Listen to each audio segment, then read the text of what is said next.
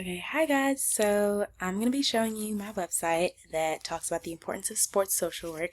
And just a little background, sports social work is working majority with athletes of all different sports and just being a social worker for them and advocating for their mental health, their needs, providing them with whatever resources that they may need at that time, depending on their sport or their location or again, just their needs. And I'm going to basically be giving you a bunch of different resources on my website that you can use in your classroom or with your athletes whenever you are working with them as a social worker. So first we're going to start off with meeting the teacher, me. My name's Elise Lathan. You can read all about this. I currently am a undergrad student at LSU. In the social work program, I have two jobs. I work at the LSU preschool and I also work at Cox, the Academic Center for Student Athletes. And I'm a proud member of the Zeta Phi Beta Sorority Incorporated. And I played sports my entire life, and I also used to be a collegiate volleyball athlete for 1 year, my freshman year, and then I moved on to LSU so that I could become a social worker to help athletes like me. Next, we have the why. The why is the ISTE standards, which basically talks about the importance of technology in the classroom. And as you can see, it says the ISTE standards for educators provide a powerful framework for teachers to effectively leverage technology to transform learning. These standards are not about the technology itself, but about using it purposefully to create engaging, equitable, and student-centered learning experiences. And again, like I said, you have to like I said, you have to know exactly how to reach your athletes or your students whenever you are teaching them or talking to them about whatever they may need at that time. And technology is definitely a great way. We are always on our phones, always on our laptops, so this is one of the great standards to be aware of when using technology and knowing how to use it most effectively. All right, next is technology modules. We have SAMR versus TPAC, and I'm just going to read this a little bit and then I will show you the PowerPoint. So SAMR is a technology module that stands for substitution, augmentation, modification, and redefinition.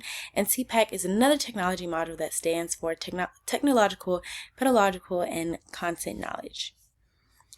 And again, you can look through this as much as you'd like.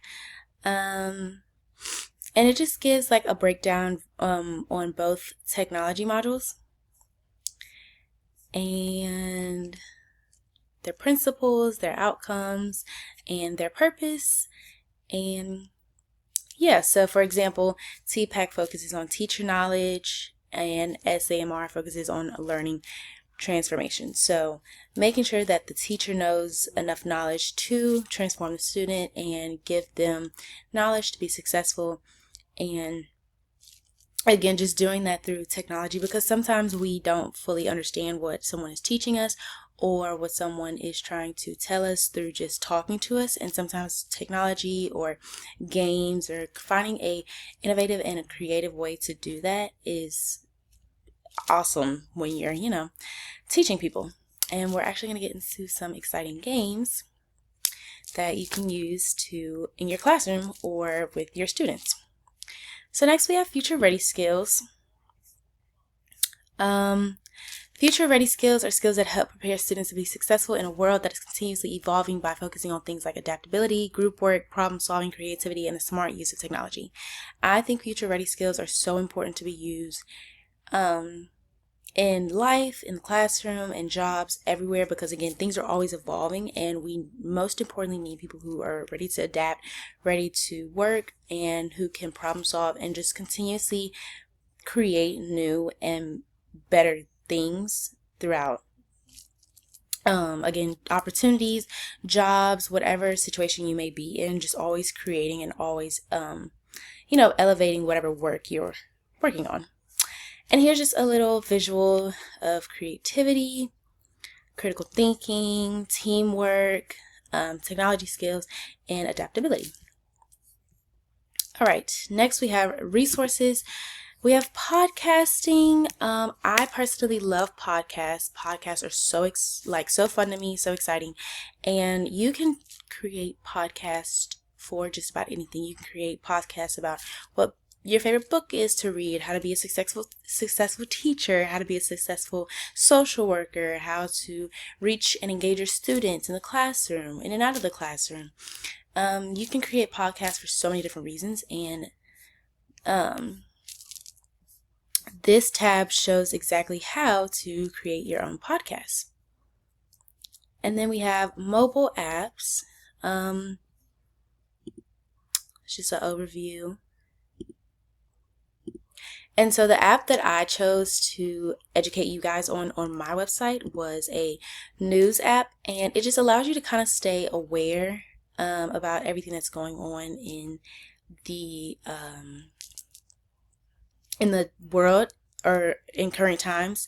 And I think that's most important to know, one, in your job or in your career, especially in social work, so that way you're able to help and identify the problem so that you can most successfully help whoever your client is, whoever your athlete is, whoever your student is. And just know, it also allows you to be a little bit more personable with the person when you know what's going on, and you can talk about it and you can comfort them. Next, we have gamification. I created a cute little lesson plan outside of social work a little bit for my teachers, because I love teaching. I work at the daycare, so I love being with kids. And so this basically breaks down the gamification process and different games that you can create online to keep students involved in the classroom. And for me, I learned best through songs, games, for example, Kahoot, quizzes, because it kept me involved and it made me excited and competitive to learn. Then we have digital storytelling. This was probably one of my favorite things to add to my website. Digital storytelling is basically a way to record images and audio to create your own type of YouTube video so that you can educate others on what you learn or what you're going through. So just when you see those people who are like a day in the life as a social worker or a teacher, you basically get to create the exact digital story. Just based on whatever it is you would like to do, whether that's teaching, social work, a doctor. You're being able to educate people, again, just doing it in a very proactive way. And there's guides and everything on how to do that. Next, we have digital images. And here you will see my classroom of social work and showing you how to find images. One of the images that I thought was most important in social work was advocating. And then editing images, taking the background off of them, just so you can make your lesson plans and your videos or your podcast or whatever technology path you choose to take to educate. Just showing you ways to do it the most effective. And then we have just these cute little videos about athletes and their mental health, social workers, just to kind of give you a background of what you would talk about, or, generate ideas of what you may want to do. And then, of course, when doing anything technology, you want to know the importance of the web and creating videos. And we have FERPA and COPA, and I will talk a little bit about that, and you can read as much as you like. But the Family Educational Rights and Privacy Act is a law that ensures protection over children's education and gives access to these records to the children and parents. And then COPA is the Children Online Privacy Act, is a law that protects personal information of a child under the age of 13 when using any online site or service. So that's why sometimes when you're on an online site, you'll see like you have to age check. It's just to, ensure the child's safety. And then we have screencasting, which is exactly what I'm doing here. And that is basically just showing your website, being able to talk and describe your website, or showing a PDF, a document, and just being able to talk about it and, kind of show the students or whoever you're educating a step-by-step process that you can talk them through while showing them exactly what to do. I feel that is most important in the classroom because it is so helpful whenever you're educating someone or you're teaching someone how to do something and they can hear you tell them what to do and they can see it, because people do what they see. And lastly, a little congratulations to me, my Apple Teacher certification, which just certified me as an Apple teacher and made sure that I knew how to use technology to the fullest.